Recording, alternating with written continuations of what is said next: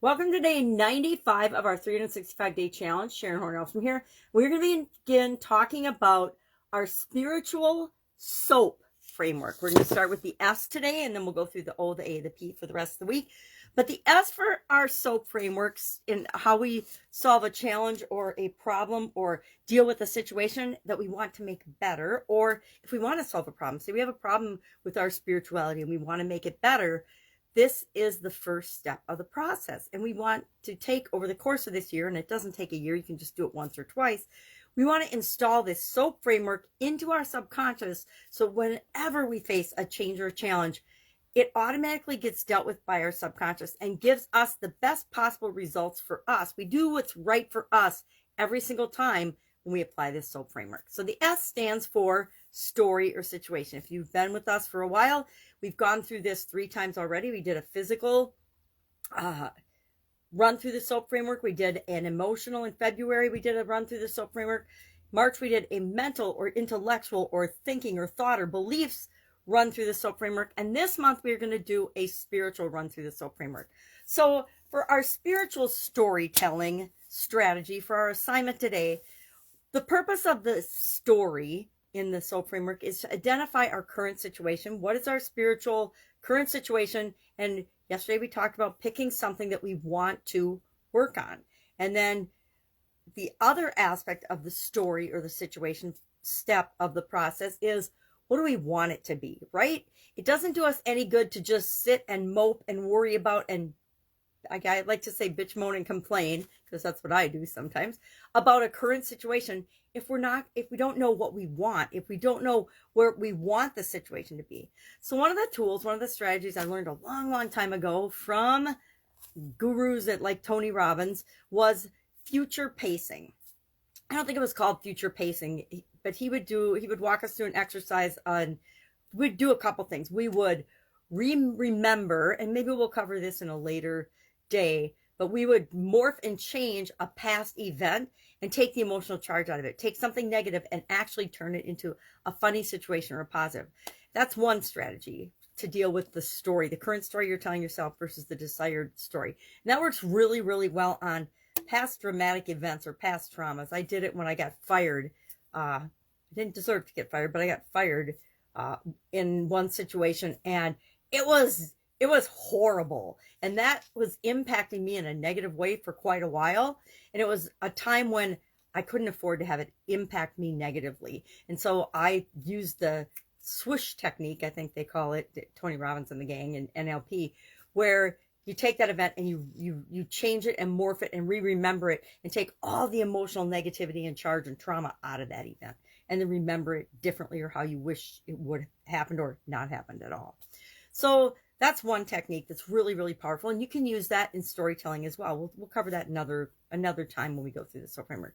But today, future pacing is a technique where we think about a situation right now. And I think a really powerful one Tony Robbins did was, if you're a smoker now, and this is a health one, not a spiritual, and you want to stop smoking, but you're having a really hard time quitting, what you do is you think about yourself and you imagine yourself, if you keep smoking 5 years, 10 years, 15 years, 20 years in the future, imagine what your life would be like. And you'll give yourself all the health challenges, all the bad things that could happen. That's a negative way to self-pace. And then if you were to quit smoking today, you imagine yourself in the future 5, 10, 15, 20 years and what your life will be like or would be like if you quit smoking now. And we can do the same thing with our spirituality. What stories, what thing about our spirituality would we like to be different than it is right now? We want to pick something that we want to change, right? That we want to be different, because we want to test out and practice this SOAP framework on ourselves while we're doing the challenge. So when things come up in our life, we know and we trust it'll work for us, that we've practiced it. We've got all different tools in our toolbox when we want to go more in depth in any one of the areas of the framework. So let's future pace a spiritual related thing. Now, I'm trying to think, what did I pick yesterday? I need my magnifying glass. I picked yesterday that I was going to work on my connection to my higher self, or to source or God or whatever it is for you, because I want to make sure that I have a more solid connection with that. Right now, it's kind of willy-nilly. Sometimes I connect, sometimes I, pray, sometimes I talk to God, sometimes I don't. And I want it to be a regular thing, a regular practice. So I feel like I've got a stronger, consistent, constant connection. Now, the truth is we're always connected, right? We're all connected to one another. We're all connected. I don't know if that's the truth. That's my truth. But we don't always feel that way. And I want to feel and experience that continuously. So how do I future pace that? Well, I think about my willy-nilly way of dealing with spirituality and dealing with my connection to God or source right now. And what will happen if I keep doing that 5, 10, 15 years into the future? And I'm going to do this exercise today. It takes more than me talking through it. But 5 years from now, I'll probably be in the same exact situation that I am. 10 years from now, areas and aspects of my life, I might feel more disconnected and more alone and more lonely. And that's not what I want. Or I might start to see other challenges in different areas and aspects of my life because of my lack of connection and spirituality and belief and faith, etc. 15 years, I could carry that even further, and 20 years again. Now, what do I really want my life to be like spiritually? What do I want my connection to be like? And what do I want it to be like in 5 years if I change what I'm doing? If I change something I'm doing now, what will that be like in 5 years? What will that be like in 10 years? And I'm looking at the positive side of it now and the possibilities and the infinite possibilities of how it could positively impact my life, right? 5, 10, 15 years, 20 years out. So that's our action, and that's our assignment today, is think about the thing that you want. What's your current situation? What's the thing that you want? Now, chances are whatever you're imagining today isn't even going to take you 5 years to achieve, right? Even if it's a huge goal, chances are you'll have it in 5 years or less, and then you'll set another goal with respect to the spiritual areas and aspects of your life. But right now, for the purpose of this exercise, go through the if I don't change 5, 10, 15, 20 years, and then if I do change 5, 10, 15, 20 years aspect. It doesn't have to take a long time. You can just imagine it while you're doing something else in your day. But I like to have devoted time where I'll sit down for 15 minutes today, probably. It might not take you 15 minutes, but I guarantee I get distracted and it'll take me 15 minutes. So I'm going to sit down for 15 minutes today. I'm going to go through this exercise. I'm going to identify my current situation, and then I'm going to identify my desired situation, my desired story.